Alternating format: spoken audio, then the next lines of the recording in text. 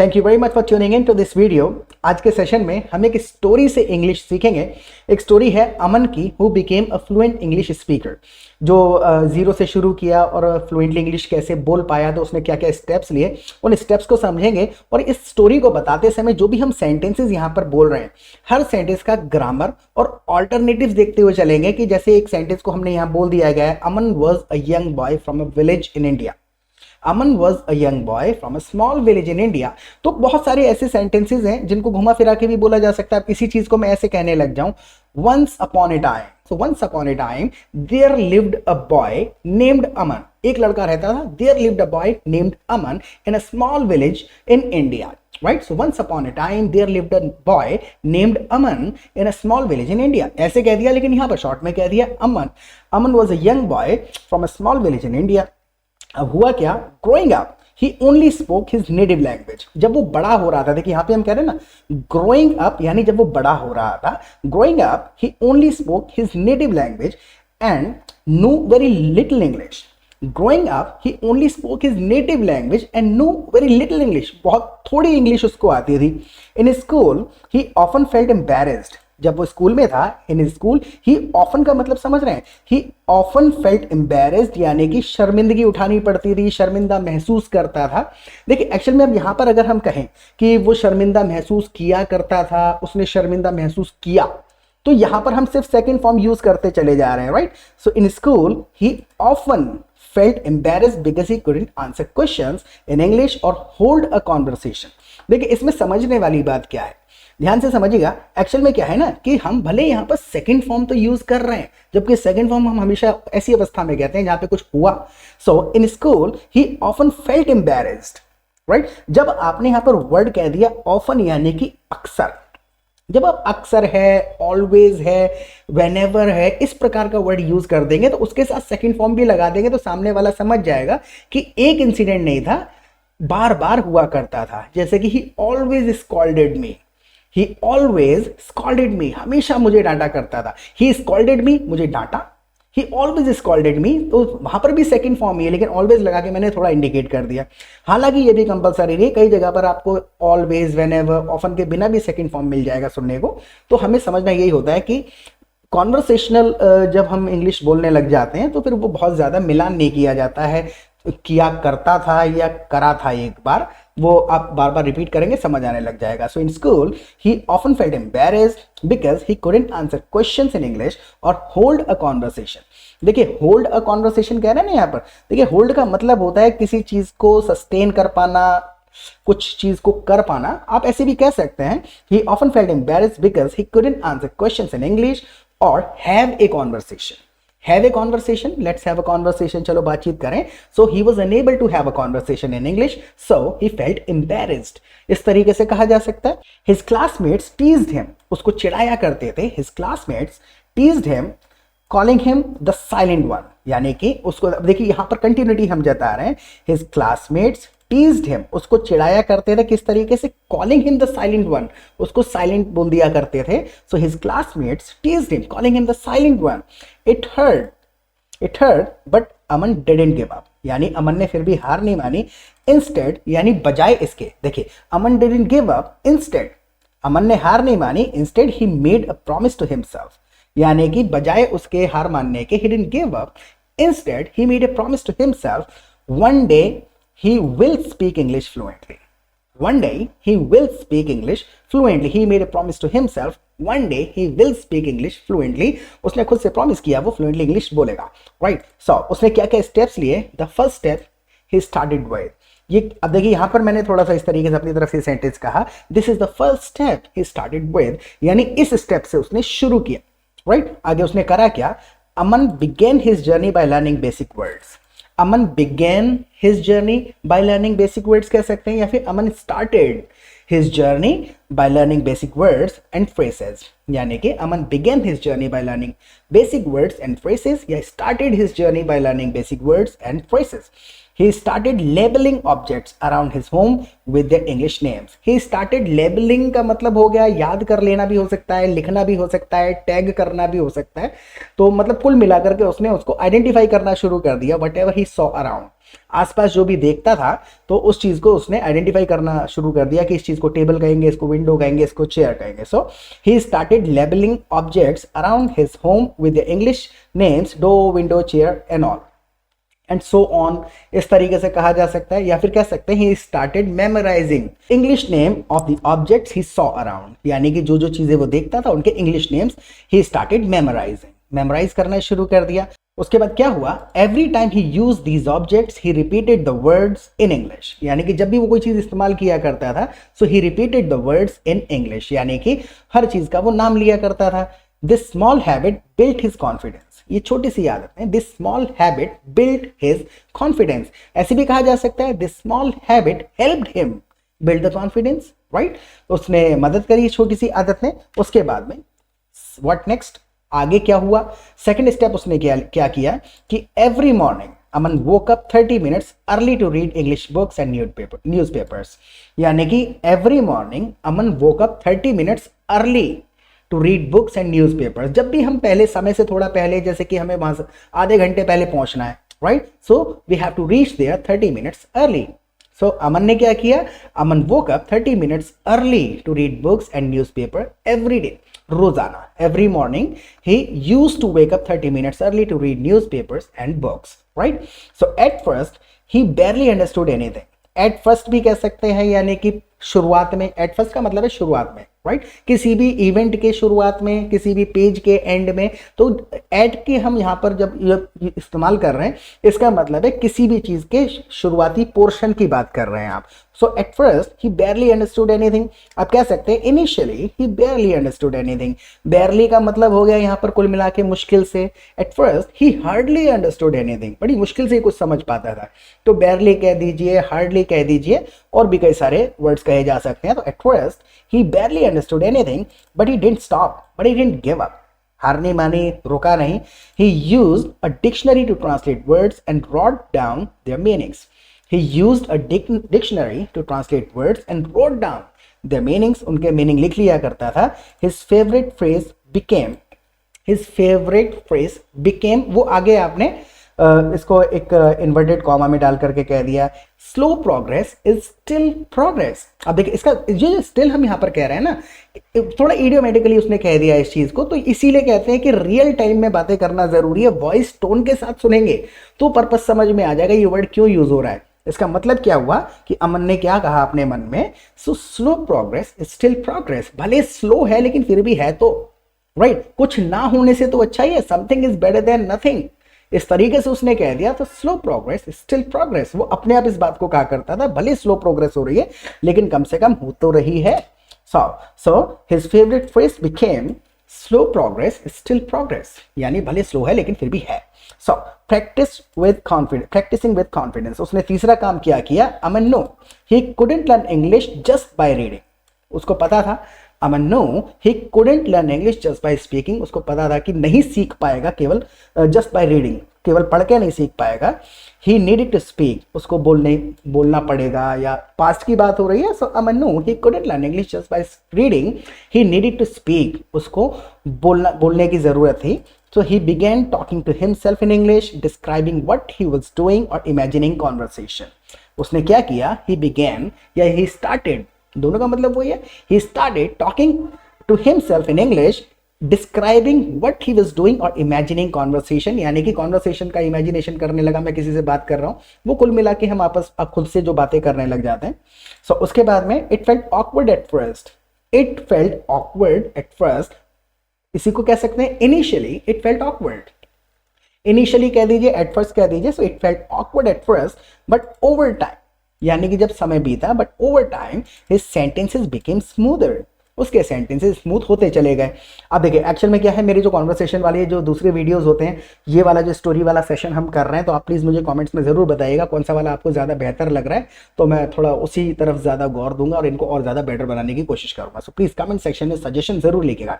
सो आगे क्या हुआ, he also join a local English speaking club where everyone encouraged each other to practise. एक दूसरे को to each other, right? So he also joined a local English speaking club where everyone encouraged each other to practice. अब देखिए, everyone used to encourage each other to practice भी कहा जा सकता है, लेकिन अगर हम हिंदी से बिल्कुल मिलान करें तो यहाँ पर ऐसे केसेस में क्या है, सेकंड फॉर्म से ही सामने वाला खुद से समझ जाता है इंग्लिश में। हिंदी में हमारे पास वो शब्द हैं जो हम अगर उस शब्द को नहीं बोलेंगे तो कंफ्यूजन हो सकता है, लेकिन अंग्रेजों को इस प्रकार की आदत है, वो खुद से कंटेक्स्ट में समझ जाते हैं कि किस विषय में बात हो रही है। तो कंपलसरी नहीं है, आप दोनों तरीके से कह सकते हैं, where everyone used to encourage each other to practice English, या फिर where everyone encouraged each other to practice English, don't make any difference to the meaning of the sentence, right? सामने वाला खुद समझ जाएगा किस context में कह रहे हैं हम। So whenever he made mistakes, instead of feeling ashamed, जब भी वो गलती किया करता था, instead of feeling ashamed, देखिए यहाँ पर shamed नहीं है, ए लगा हुआ है साथ में, ashamed, बहुत सारे शब्द ऐसे होते हैं जब हम अवस्था की बात करते हैं, ashamed है, asleep है, awaited है, जब अवस्था होती है किसी की तो ए लगा दिया जाता है। सो whenever he made mistakes, instead of feeling ashamed, he reminded himself, उसने खुद को याद दिलाया, mistakes are proof that I'm learning, he reminded himself, और उसके बाद में सेंटेंस को अलग कर दिया है हमने, he reminded himself, mistakes are proof that I'm learning, यानी गलतियां इसी बात का सबूत है कि मैं सीख रहा हूं, mistakes are proof that I'm learning, right? So every time he made mistakes, he reminded himself, every time he made mistakes, he reminded himself, the mistakes are proof that I'm learning, यानी कि mistake ही तो सबूत है कि मैं सीख रहा हूं, जब सीख ही नहीं रहा हूं तो गलती कैसे होंगी। ओवरकमिंग चैलेंजेस, थोड़े बहुत चैलेंजेस भी आते हैं, ऐसा नहीं है कि जब हम कोई काम शुरू करते हैं तो होता ही चला जाता है, फिर चैलेंजेस आने शुरू होते हैं। So one day Aman had to give a speech in English at school, at school कह सकते हैं, यानी आप उसको एज अ प्लेस रेफर कर रहे हैं। One day Aman had to give a speech in English at school, his hands were shaking, आप उसके हाथ हिल रहे थे, कांप रहे थे, उससे मतलब नहीं है, आप ऐसे भी कह सकते हैं ही वॉज शिवरिंग, वो कांप रहा था। His hands were shaking and his voice trembled. His voice trembled यानी लड़खड़ा रही थी। But he remembered all his hard work and the promise he had made to himself. He remembered all his hard work and the promise he had made to himself, यानी उसको याद था, he remembered all his hard work and the promise he had made to himself. He started with a simple sentence. देखिए यहाँ पर हम with पता है क्यों कह रहे हैं, he started with a simple sentence, यानी एक बेसिक सेंटेंस, सिंपल सेंटेंस से उसने स्टार्ट किया। जैसे कहीं कॉन्वर्सेशन चल रहा है, आप कहें कि चलो भाई क्वेश्चन पूछना शुरू कर दें, यानी पहली चीज जो कर रहे हैं तो कह दिया जाएगा let's start with some questions, let's start with कह दिया। जैसे अगर गैदरिंग में आप बैठे हुए हैं कहीं पे, आप कहें कि चलो भाई आपसे शुरू करते हैं, तो लेट्स स्टार्ट फ्रॉम यू ना कह के कह देते हैं लेट्स स्टार्ट विद यू, यानी आपसे शुरुआत करते हैं। तो उसने अपनी स्पीच कैसे शुरू करी, he started with a simple sentence, एक सिंपल सेंटेंस से स्टार्ट करी, और उसने क्या कहा, I may not speak perfect English but I am trying my best, I may not speak perfect English but I am trying my best. थोड़ा घुमा दीजिए, तो ये तो है एक तरीके से हम यहाँ सुनते जा रहे हैं, लेकिन रियल टाइम में बातें करेंगे ना तो इसके ऑल्टरनेटिव्स भी पता चलते हैं। कोई दूसरा व्यक्ति इसी बात को ऐसे कह सकता है, I may not speak English perfectly, I may not speak English perfectly but I am trying my level best लगा दिया। तो ये थोड़े थोड़े ऑल्टरनेटिव्स भी हमको पता होने चाहिए। तो जब हम अकेले सीखते हैं ना तो एक्चुअल में हमें इतना ही सीखने को मिलता है, लेकिन जब हम 20 लोगों के साथ सीखते हैं तो हमें बहुत कुछ ऑल्टरनेटिव्स पता चलते हैं, एक बात को और कितने तरीके से कह सकते हैं। और उसके लिए अगर आप हमारे चैनल पर पहली बार आए, चैनल को सब्सक्राइब कर लीजिएगा और हमारी लाइव क्लासेस अटेंड कर सकते हैं। सबसे बड़ा फायदा उसका यह है कि हम आपको अपने प्रैक्टिस ग्रुप में ज्वाइन कर लेंगे, वहां पे आप दूसरे पार्टिसिपेंट के साथ पूरा दिन बातें करिए, चैटिंग कर सकते हैं, फोन पे बात कर सकते हैं, ग्रुप में प्रैक्टिस कर सकते हैं, जब चाहे जितनी चाहे प्रैक्टिस करिए। तो वहां पर जब इस प्रकार की आप बातें करेंगे किसी के साथ में, तो जो सेंटेंसेस के ऑल्टरनेटिव्स थोड़े थोड़े मैं बताता चल रहा हूँ, राइट, इसी प्रकार से 100-150 लोगों के साथ बातें करेंगे तो एक बात को कहने के 20 तरीके आपको सुनने को मिलेंगे। इसी चीज को कोई कह देगा कि I may not speak perfect English, कोई कह देगा I may not speak English perfectly, right. और भी बहुत सारे जो हमने सीखे। तो बस सारा गेम माहौल का होता है, जितना आप यहाँ पे सीख रहे हैं। अमन ने भी वही किया, उसने क्या कह दिया कि learning is not enough, right. बोलना पड़ेगा, जितना आप इनपुट ले रहे हैं, यहाँ पे आप इनपुट ले रहे हैं, जब तक आप इसको दोबारा से नहीं बोलेंगे वो आदत में नहीं आएगा। अक्सर कहते हैं सीखना चाहता हूँ, सीखना हो गया, अब आप बोलने की आदत को डेवलप करिए, रियल टाइम में आइए, बातें करिए, उससे 15-20 दिन भी नहीं लगेंगे, आपको खुद से इंप्रूवमेंट दिखने लग जाएगा, राइट। और वहाँ पे ग्रुप में प्रैक्टिस कर सकते हैं, शाम को लाइव क्लासेस होती हैं तो वहाँ पर भी हम ग्रामर के रूल्स वगैरह डिस्कस करते हैं। व्हाट्सएप कर दीजिएगा, वहाँ पे पूरी डिटेल्स आप ले सकते हैं। चलिए आगे बढ़ते हैं। So by the end of speech, by the end of speech इसलिए कह रहे हैं यानी कि जब स्पीच खत्म हुई, bye the end of speech his classmates were cheering for him. अब जैसे यहां पर हमने कह दिया bye the end of speech his classmates were cheering for him, right. Bye the end of speech his classmates were appreciating him, were praising him, were admiring him. ये सारे के सारे ऑल्टरनेटिव्स कहां से आ रहे हैं? सुन सुन के आ रहे हैं, राइट। तो यानी कि जब स्पीच खत्म हुई, bye the end of speech his classmates were cheering for him, उसको बहुत ज्यादा चीयर कर रहे थे, उसको प्रोत्साहित कर रहे थे, उसके लिए जश्न मना रहे थे। चीयरिंग फॉर हिम का एक्चुअल में मतलब हो जाता है किसी के लिए जश्न मनाना, किसी की खुशी में शामिल हो जाना, राइट। वर अप्रिशिएटिंग हिम यानी उसकी तारीफ कर रहे थे, एडमायरिंग हिम तारीफ कर रहे थे। आई होप समझ गए होंगे आप। सो द ट्रांसफॉर्मेशन, उसके बाद में जब चैलेंजेस को हम ओवरकम कर लेते हैं फिर हमें देखने को मिलता है ट्रांसफॉर्मेशन, राइट। तो पहले क्या करना होता है, एक बार मैं रिमाइंड कराता हूँ फिर लास्ट पैराग्राफ पढ़ लेंगे। देखिए सबसे पहला काम क्या था, सबसे पहले उसने क्या किया, he made a promise to himself. सबसे पहले उसने खुद से वादा किया, उसके बाद में उसने छोटे से स्टार्ट किया, स्टार्टिंग स्मॉल, यानी कि he started learning some basic small words and phrases. छोटे छोटे वर्ड्स और फ्रेजेस उसने स्टार्ट किए सीखने। फिर कंसिस्टेंसी इज द की। अक्सर लोग क्या करते हैं, सीखते हैं एक दिन, 3 दिन भूल जाते हैं, फिर चौथे दिन याद आता है, जब जरूरत पड़ती है कहीं अटकते हैं, फिर देखने लगते हैं वीडियोस। तो कंसिस्टेंसी बहुत ज़्यादा ज़रूरी है, तो वो कंसिस्टेंट भी रहा। उसके बाद में क्या हुआ, उसके बाद में प्रैक्टिस करी तो कॉन्फिडेंस आने लग गया। ये तीसरा स्टेज है, यहाँ पर कॉन्फिडेंस ऑटोमेटिकली आता है हमें थोड़ा बहुत, क्योंकि हम उन लोगों से बेटर हो जाते हैं कंसिस्टेंसी से जो कुछ भी नहीं कर रहे हैं, तो वहां कॉन्फिडेंट होना एक आम बात है, ह्यूमन नेचर है, राइट। लेकिन उसके बाद असल में क्या होता है, चैलेंजेस आने शुरू होते हैं, क्योंकि जब हम आम लोगों से बेहतर हो गए फिर हमें खास लोगों से टक्कर लेनी पड़ती है जो ऑलरेडी फ्लुएंट है। यहां पर हमको लगता है यार बड़ा चैलेंजिंग है। अक्सर आपने देखा होगा जब आप किसी क्लास में पहुंचेंगे वहां पर आपको 4-5 फ्लुएंट इंग्लिश स्पीकर मिलेंगे, तो वो होते हैं चैलेंजेस, यार इससे कैसे बोलूं, इसके सामने कैसे बोलूं। तो जो बंदा चैलेंजेस को ओवरकम कर लेता है उसको देखने को मिलता है ट्रांसफॉर्मेशन, राइट। तो ये 5 स्टेप्स याद रखने हैं और आप मुझे कमेंट सेक्शन में जरूर बताइएगा आप कौन से वाले स्टेज पर हैं, राइट। इनिशियल स्टेज पर हैं या अभी चैलेंजेस फेस कर रहे हैं या ट्रांसफॉर्मेशन के बिल्कुल एज पर खड़े हुए हैं। ओके सो उसके बाद में क्या हुआ, ट्रांसफॉर्मेशन से क्या हुआ उसका फायदा, ईयर्स लेटर, यानी आफ्टर सम टाइम भी कह सकते हैं, ईयर्स लेटर भी कह सकते हैं, आफ्टर फ्यू ईयर्स भी कह सकते हैं, घुमा फिरा करके Aman became a successful tour guide, यानी कि वो बन गया एक टूर गाइड बन गया, helping visitors from all over the world explore his country. Aman became a successful tour guide helping visitors from all over the world, कह रहे from around the world भी कह सकते हैं, पूरे देश से दुनिया से जो आते थे। Aman became a successful tour guide helping visitors from all over the world explore his country, यानी कि वो क्या किया करता था, मदद किया करता था, helping visitors from all over the world explore his country, यानी उसकी कंट्री को एक्सप्लोर करने में, एक्सप्लोर का मतलब होता है जगह जगह जाना, नई खोज करना, नई जगह विजिट करना।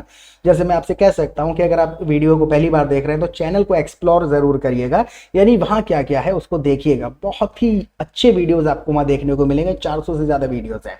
उसके बाद में क्या हुआ, his fluent English became his biggest strength, his fluent English became his biggest strength. तो ये देखिए बहुत सारे जो वर्ड्स होते हैं जो हम यहाँ पर यूज कर रहे हैं, बिगेस्ट कह रहे हैं, राइट, स्ट्रेंथ के साथ बिग इस्तेमाल किया जा सकता है। ये वर्ड्स जो हैं प्रैक्टिस करके ही समझ में आते हैं। And he was admired by everyone who once doubted him, He was admired by everyone who once doubted him, यानी कि हर किसी, ये पैसिव सेंटेंस है, हर किसी के द्वारा उसकी तारीफ की जाने लगी जो कभी, once का मतलब हो गया who once doubted him, जिन्होंने कभी उस पर शक किया था।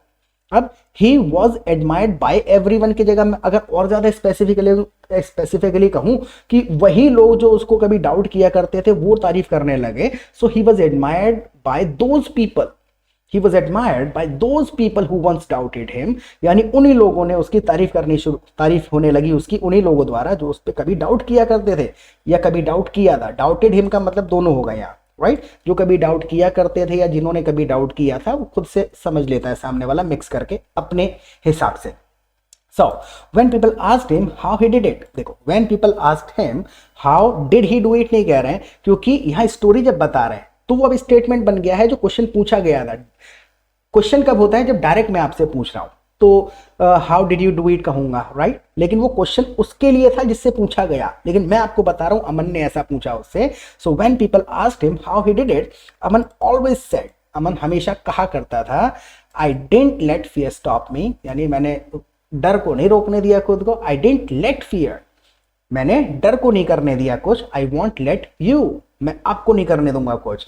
सो I didn't let fear stop me, I practise every single day and believe in myself, यानी मैं रोज किया करता था या करी मैंने, दोनों का मतलब वही है। I use to practise every single day and believe in myself कहा जा सकता है, किया करता था। I practise every single day and believe in myself. तो ये एक्चुअल में ऐसी स्टेज आ जाती है जहां पर ना हिंदी की जो हमने ट्रांसलेशन सीख रखी होती है उससे 15% इंग्लिश बन पाएगी, maximum 20%। 80% of English is spoken its own way, जो आपको रियल टाइम में बातें करके ही ज़्यादा समझ में आएगी और सीखने की स्टेज आपकी एक्चुअल में नहीं है, क्योंकि वही 45 ग्रामर के रूल हैं, वो आपको इंग्लिश समझ में आ रही है, इसका मतलब वो रूल्स आपको पता है। All you need to do is just develop the habit of speaking sentences. आदत बोलने की डालनी है, ना कि सीखना है। इस वहम को निकालिए, और बोलने की आदत कैसे पड़ेगी, बोल के। तो व्हाट्सएप करिए, आज स्पेशल डिस्काउंट आपको दे दूंगा मैं। आप तारीख है आज 20 नवंबर, आज 6 बजे तक भी अगर आप मुझे मैसेज करते हैं तो मैं आपको स्पेशल डिस्काउंट दूंगा, आप मुझे व्हाट्सएप कर दीजिएगा।